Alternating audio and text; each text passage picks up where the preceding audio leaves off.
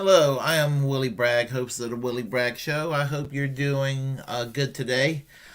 This video I'm about to do a commentary on. I done this video a few days ago, but I had a copyright strike on this video, and because of the copyright strike, I am doing this video over again, keeping my legal nose clean. So what I'm going to say pretty much what I said previously, and for those that seen that particular video, if everything seems familiar, that explains why. And for those who are watching this video for the first time, I just want to explain, that I had a copyright strike imposed against me. So it happens. I didn't do it on purpose, but apparently there was some video content that I think that the people involved, either Marjorie Taylor Greene or Dan Crenshaw, didn't like. And why? I'm small potatoes. If anything, I'm probably preaching to the choir. But the thing about it is that just the same, I think that they were intimidated by the fact that what I had to say was so hard hitting and totally base that gosh, don't I sound like a millennial sometime? And look at me, I'm almost 53 years old, not quite yet. And I sound like a millennial, sometimes Generation Z talking base. I like saying that word. I'm attached to that word. But anyhow, getting back to what I was saying, apparently either one of those clowns found what I had to say so base that there was a copyright strike against me. That's how I see it. So, I just wanted to say that, talk about that. Now, let's get into the meat and potatoes of this commentary. No offense to the vegetarians, vegan and otherwise. Marjorie Taylor Greene and Dan Crenshaw, these two people are fighting for the heart and soul of the Republican Party today, if you think about it. And give me a second here. Oh, that's not it. There we go. They're fighting for the heart and soul of the Republican Party. You've seen the infamous commercial of Marjorie Taylor Greene using, target practice, symbolizing Antifa, Black Lives Matter, and socialists. And Marjorie Taylor Greene is going to go and apparently she wants to let you know she wants to shoot up a bunch of socialists, Antifa, and Black Lives Matter because she's an authoritarian twit. And and there's just there's no short supply of the contempt I have for this woman. And some people will be like, oh, get off of it. She has no power. She has the committee's assignments were taken away from her. She doesn't have any influence. Bullshit. She's got a following. And if the Republicans take over Congress, you bet your beetle boots that Kevin McCarthy's going to give her a powerful position. Because they got to wage more than a carrot to the nut base of the Republican Party. Now, with regard to Dan Crenshaw, whereas contrast Marjorie Taylor Greene, who is crazy and insane and mentally deficient, yet I'm elected a member of Congress. Contrast that with Dan Crenshaw, who is who's a veteran that served in this country's armed forces, and I'm sorry he lost his right eye. And that he has to wear an eye patch and everything. But, if we weren't following the Bush-Cheney foreign policy doctrine, he would have a vision in both eyes today. And that's to be, just to be emphasized. It didn't have to be that way. He could be seeing with both of his eyes today had we not get mired down in neocon wars. But that's another subject. The contrast between Dan Crenshaw and Marjorie Taylor Greene is that he is sane. I disagree with him. He's a bland Republican That's you know, I think that what it sounded like, he was a nominal never Trumper that decided to get behind Trump and get behind the Trump brand. And Marjorie Taylor Greene, well, she did not vote while Trump was president, but her voting record would be that would please Donald Trump. While as a member of Congress for the last several years, Dan Crenshaw's voting record was very pro-Trump, to the point where he bragged about it. And Adam Kletzinger, I believe that's his name. I believe he's from Illinois. He's one of the more loud, never Trumper Republicans, known for his moderation. Voted with Trump a high percentage of the time on policy issues. So my thing is, while we're sitting there and seeing people, progressives, whether they're left wing Democrats or they're basically corporate Democrats, saying, George W. Bush, good guy now. Dick Cheney, Liz Cheney, they're okay now. They were, when you have Rachel Maddow praising John Bolton, even this is what's come down to. I mean, the worst people you could imagine being seen as something positive. I mean, because he was never a Trumper. Glenn Beck was kind of started to get praised by the mainstream media, and then he was losing favor with his insane radio base, so he had to become a pro Donald Trump cocksucker. And so it tells you that when people get themselves attached to the Trump brand, when they were kind of known to be never Trumpers. Look at Ted Cruz, that sad picture of him on the telephone after Donald Trump basically humbled the hell out of him. Funny. But anyway, you just can't take these people seriously. So, the thing about it is that, while the Democratic Party is interfighting themselves between the establishment and the radicals, the supposed radicals, and it is really sad that radicals, it can be defined as people who wants everybody to have health care and free college. Oh, you're radical. I mean, that's the Overton window we're dealt with. They finger point and wag at the left, and even some of the squad, even though they are putting up the theatrics and the performative art of opposing the establishment of the Democratic Party, they also wag their finger at the left. But it's kind of good to see the Republican Party are fighting amongst themselves. In fact, again, I'll use the word. It's based. So, but there is an evolution to the Republicans, and they're from the days of Nelson Rockefeller and Dwight Eisenhower to today with people like well, hold on, I have lost that. I've lost what I was trying to find. People like Marjorie Taylor Greene. And Marjorie Taylor Greene and Tom Cotton and the Ted Cruz's that's around today. So give me a moment here, because I lost my link here. And do we have a link? Not yet. Yeah, right here we do.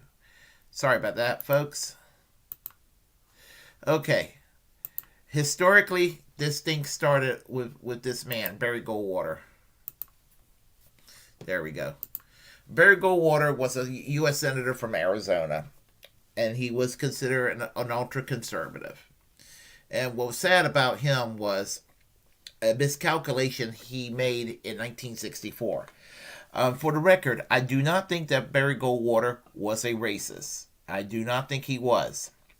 He questioned the constitutionality of the Civil Rights Act of 1964, an issue I take issue with. I mean, I think he was mistaken, and it was politically suicidal for him. It destroyed his chances to become president. Now, I on a lot of policy issues, I will find myself in disagreement with the late Barry Goldwater, obviously for sure. Having that said, um, there was the great switch that took place that we're stuck with today between the Democrats and the Republicans. The Republicans hardly ever got the South as far as voting, and the Deep South voted for Barry Goldwater um, over the issues of civil rights, his oppositions to the Civil Rights Act of 1964. Most Republicans were actually for the Civil Rights Act of 1964, and there were a handful of Democrats in the South that were opposed to the Civil Rights Act. But the thing about it is that Barry Goldwater got the Deep South, and that was the beginning of the Great Switch when the Democratic Party made it clear that we're on the side of civil rights for African Americans. And so it would be called the Southern Strategy later on. But yeah, what happened is that by the time Richard Nixon came along, Nixon and Agnew came up with what was called the Southern Strategy, and basically to find angry white Dixiecrats, Jim Crow Democrats, to kind of appeal to them. And there are Republican sympathizers that would tell me I'm full of shit and I'm kind of mean for saying these things, but it's the damn truth, because you ended up with people people like this guy here, Jesse Helms, a U.S. Senator. Let me tell you about U.S. Senator Jesse Helms when it comes to the what I call the switch that took place. And for some reason, I am having problems right now. Give me a moment here. I am having problems. What's new? What is new? Let me do this here. I was trying to. I had a thing to say about Jesse Helms, and graphics are important.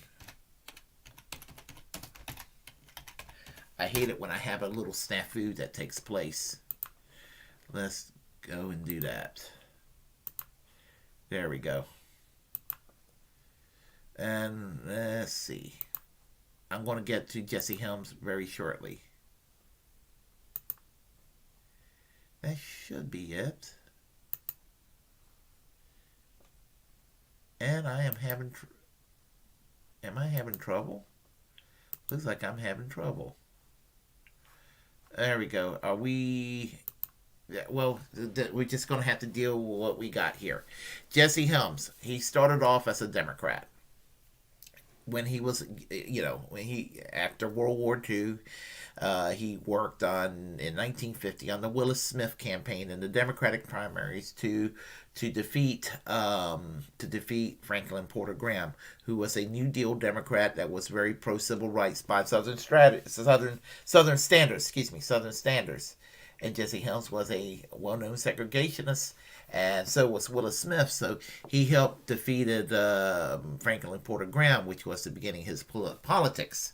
And unlike a lot of Jim Crow Democrats that were vaguely favorable to New Deal liberalism on the economics, Jesse Helms had the shitty economic politics of Robert Taft of Ohio. The guy, Senator Robert Taft, the guy that's responsible for Taft-Hartley. Juxtaposition this, that at least Robert Taft was pro-African-American racial equality. He sponsored Civil Rights Act for racial equality, something that Jesse Helms would never, ever do.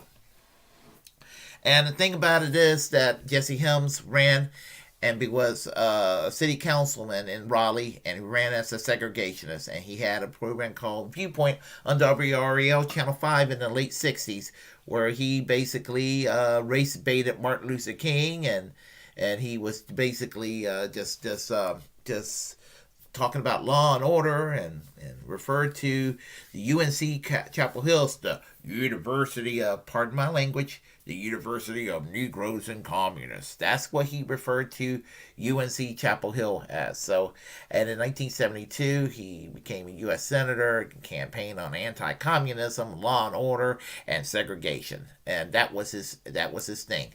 And he fought tooth and nail to prevent Martin Luther King Day from becoming a holiday, and he kept on to the day he died, supporting the idea that Martin Luther King, was trying to start a race war and all of this kind of thing. And the thing about it is that Jesse Helms became the Republican Party.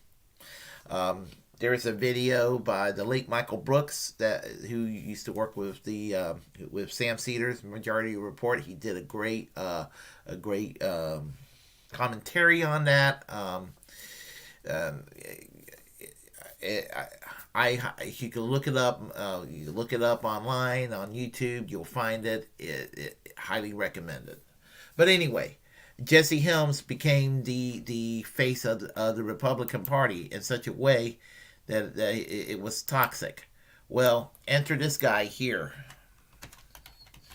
Although I'm not as generous toward Ronald Reagan as I am the late Barry Goldwater, I will tell you that, in my opinion, I do not think that Ronald Reagan was necessarily a racist, but he certainly took advantage of that Southern strategy of Nixon, and demonize people who were on welfare, that sort of thing. And always, when you hear a lot of Republicans demonize welfare, they like to conveniently, in this day and age, paint a black face on welfare. When, the thing about it is that when welfare was created, it was created essentially as a race-neutral program. And to tell you the truth, more white people are on public assistance than African Americans. That is the truth. And it kind of makes me mad that people automatically associate African Americans with welfare. That's not the case. That is not the case.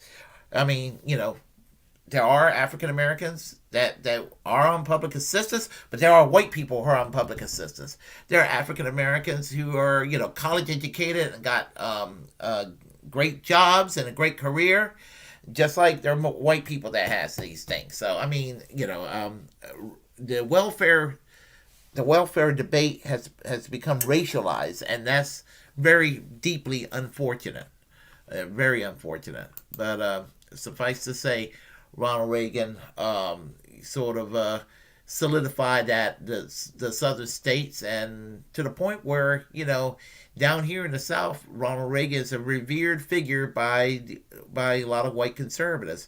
If you say that, prior to the era of Trump, if you said Ronald Reagan was a piece of shit, they would want to go and start a fight with you. So, so enter George Herbert Walker Bush, the former vice president that became president after Ronald Reagan. Again, very moderate in his way, but you know what he did? His campaign advisor, Lee Atwater, used racialized themes, the Willie Horton ad, and things like that try to go in and paint black people with crime, and it was a kind of a law and order sort of thing that was going on, and you had a time period where there was a clamoring for clampdown on civil liberties. I guess you could say that's always existed and all of that, but anyway, George W. Bush, I just remember really despising him because I know his heart was not into it. He was really moderate, but his heart was not into the culture war bullshit. But he placated those issues and prevented Michael Dukakis from being president. And I will resent him a great deal for it. I'm not going to mention Bob Dole because he lost the 1996 election. But I will talk about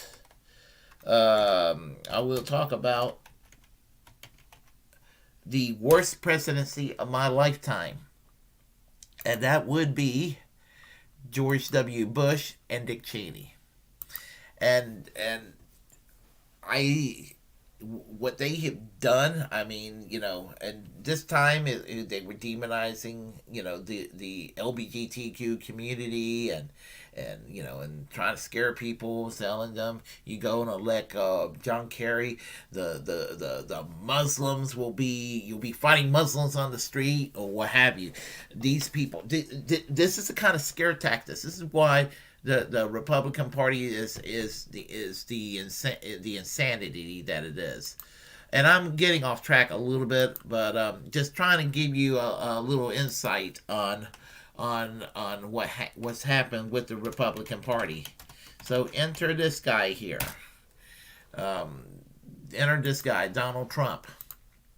Well, thing about Donald Trump is that he, he's basically taken all these horrible issues and horrible stances of the Republicans, and he kind of amplified it, which is ironic because he's probably the most socially moderate of all the Republicans I just mentioned. And but his heart and soul's not into it. But he's in show business, or was in show business, knew how to manipulate people's opinions and attitudes, and knows what kind of red meat to throw at people. And so his fan base are fucking insane as hell. And it created the people like Marjorie Taylor Greene, is basically my point.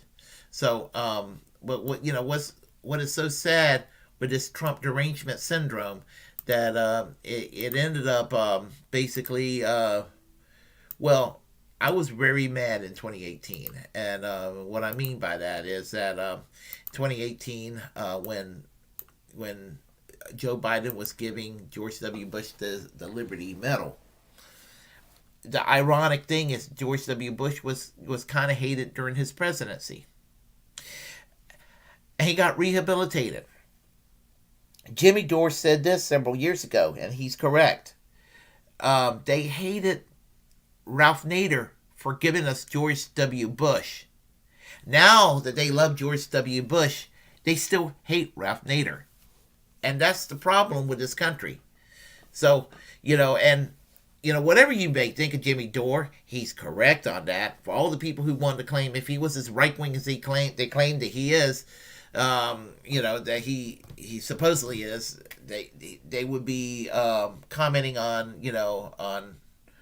him supporting all the shitty politics of the Republican Party, which I never hear. Yeah, I know he doesn't criticize Democrats, but I never hear him praise things like tax cuts for the wealthy and deregulation and free market approach to healthcare and invading other countries, or making sure that Julian Assange is gagged and put behind bars. I never hear that. And and he's voted Greene, and he's voted for Ralph Nader in the past. And the thing about it is that he's correct in what he said about the Democratic Party establishment. I mean, if anybody's right wing, it's the Democratic Party establishment. Because they're going to go and embrace a war criminal like George W. Bush, but look at Ralph Nader and act like he's the problem. But, I digress. But we need to get back to Marjorie Taylor Greene and Dan Crenshaw.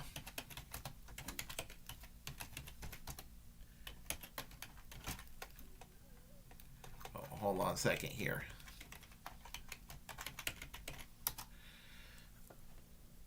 These clowns, these motherfuckers are the problem. Marjorie Taylor Greene is a problem because, for obvious reasons. She is bigotry personified in flesh. That is what hatred looks like. She's homophobic. She's transphobic. She's a conspiracy nut. She's Islamophobic. She's anti-Semitic. She's a white nationalist as far as I'm concerned. There's no ifs, ands, or buts about it. She is the alt-right face in Congress right now. Now, Dan Crenshaw, the problem with Dan Crenshaw is that he's a throwback to Bush Cheney. in a lot of ways. Not necessarily a bigot. I think he's not a bigot. Actually even nominally pro LGBTQ rights for what I've heard about him. I mean, he's socially conservative on guns and abortion, that sort of thing. Tax cuts for the wealthy, what have you. What Kyle Klinsky said is that Dan Crenshaw is Ben Shapiro with an eye patch, which I think that Dan Crenshaw is a little more moderate than Ben Shapiro, but point well taken. And I'm sure that Ben Shapiro would rather see the Republican Party under the leadership of a Dan Crenshaw than a Marjorie Taylor Greene. As I said, I had a couple of videos a few days ago that were taken down due to a copyright strike, but basically she wants to shoot up socialists. Dan Crenshaw was painted as a superhero action figure, like in a Hollywood film, and it was actually well done. In spite of, I mean, it's funny. It was kind of well done. I had to admit, but the thing about it is, they're both too far right for me. You know, Joe Biden and Kamala Harris are too far right for me. Nancy Pelosi's too far right for me. Chuck Schumer's too far right for me. Hell, Alexandria Ocasio Cortez and the rest of the squad are to my right. So, as far as I'm concerned, I guess it's, let them fight. These Republicans fight, it makes the justification for a third party even more valid because, like Tim Black says, both parties suck, Johnson. And they do. If you like what you heard, press like and comment. If you disagree with what I have to say, comment anyway. We'll have a conversation. Feel free to share the content on this channel. As a First Amendment absolutist, it's my duty to warn you to create your own platform and utilize it because we're, in fact, the muckrakers of our time. Hit that subscribe button, hit that notification bell. And so it doesn't run stale. What I am going to do today is I've been doing closing music, and I'm going to kind of continue that, but let's try something new for a change. Oh, shall we? You take it easy. Take care. And we have commercials that I don't want to see, and that's okay. And we're going to take care of this. Enjoy. Have a great day.